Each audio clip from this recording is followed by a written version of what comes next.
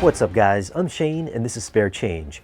Here on the channel, we discuss all things audio and video, like new movies and new AV equipment. So if it's your first time here, consider tapping that subscribe button for new weekly videos. First off, shout out to all of our Patreon subscribers for helping us make this digital review possible. And thanks for supporting the channel during all this craziness. In for a review, we've got Sonic the Hedgehog on 4K streaming. I won't be reviewing the movie itself, although Jim Carrey kind of kills it in this one. I'm just going to share with you my thoughts on the video and the audio quality. Now for a few tech specs. The movie was shot in 3.4K. It's got a 4K DI, supposedly. It's rated PG. Runtime is 99 minutes. Aspect ratio is 239:1, so you will get those black letterbox bars. Well, like I mentioned, the movie is supposed to have a 4K DI, so I was expecting a really sharp image. And for the most part, I felt it was a touch on the soft side during the whole thing. I mean, some of the close-up shots are crisp, but if you think having a 4K DI always ends up with a reference quality image, then you should watch Sonic. That being said, this is a digital stream, so there is a chance that maybe the compression is keeping this movie from shining. As for the digital effects, they're also a touch soft too. They do blend in nicely with all the live action, but they can also look softer than some of the live action stuff. There are certain scenes where Tom and Sonic are talking, and Tom will be really detailed, and Sonic will be noticeably softer and more cartoony looking than he already is. The drones, on the other hand, look as if they could be the real thing.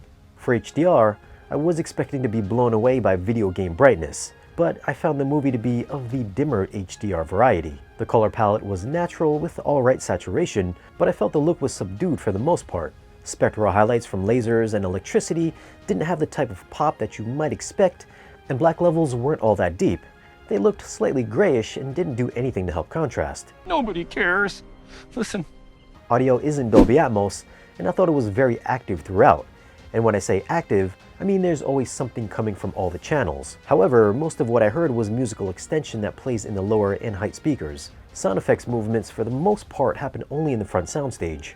There were a few parts I heard a drone fly from side surround to the front channels, or Sonic might run off screen, but most of the action was left and right panning up front.